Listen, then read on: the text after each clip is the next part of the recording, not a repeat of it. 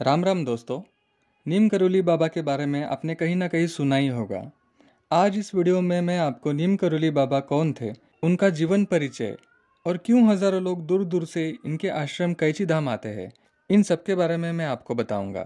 नीम करोली बाबा का जन्म 1900 में उत्तर प्रदेश के फिरोजाबाद में हुआ था। महाराज भगवान हनुमान के बहुत बड़े भक्त थे और कई अमेरिकियों के आध्यात्मिक गुरु होने के लिए जाना जाता है, जिन्होंने भारत की यात्रा की थी, जिनमें से एक स्पिरिचुअल टीचर रामदास है।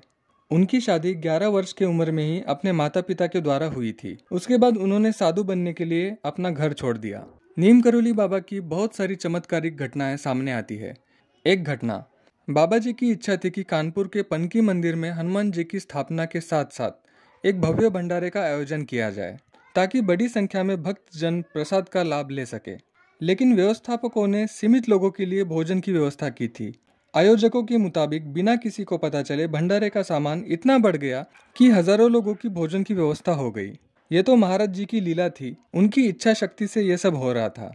बाबा जी स्थापना के दौरान उपस्थित नहीं थे और उन्होंने खुद को इलाहाबाद के कमरे में बंद कर लिया था और वहां उपस्थित लोगों को कहा कि कमरे को बाहर से ताला लगा दो, ताकि उन्हें कोई डिस्टर्ब ना कर सके। कानपुर के भंडारे में उपस्थित कई लोगों ने बाबा को मंदिर के आसपास व्यवस्थाओं की देखरेख करते हुए देखा था।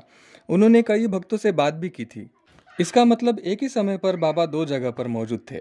ऐसी बहुत सारी चमत्कारिक घटनाएं हुई थी। वृंदावन के स्थानीय निवासी इन्हें चमत्कारी बाबा के नाम से संबोधित करते हैं।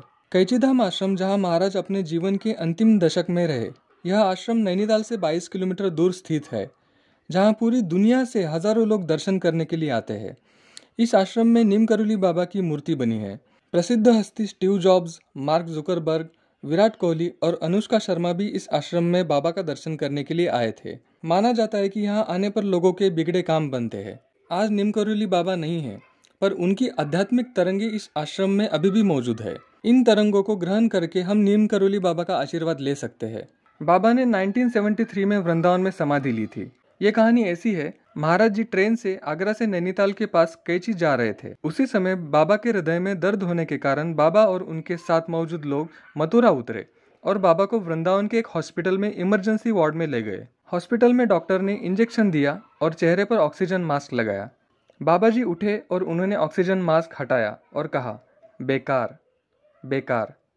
बाबा जी ने गंगाजल मांगा और गंगाजल पीकर उन्होंने कई बार दोहराया, जय जगदीश हरे, जय जगदीश हरे। उनका चेहरा बहुत शांत हो गया था और दर्द के सभी लक्षण गायब हो गए थे और महाराज जी इस दुनिया से चले गए। बाबा की कोई ऑटोबायोग्राफी नहीं है और इनके कोई प्रवचन भी नहीं है।